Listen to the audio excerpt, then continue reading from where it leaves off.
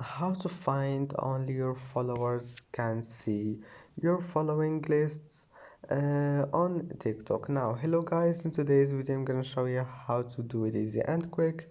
First, open TikTok now and then click on your profile here, and now click the three lines in the top corner.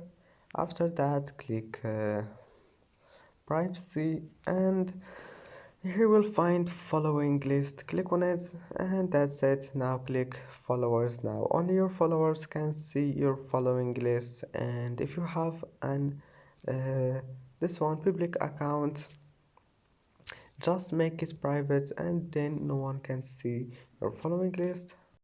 And that's it for today's video. If you like this video, please don't forget to like and don't forget to subscribe, and thank you for watching this video until the end, and see you in the next video.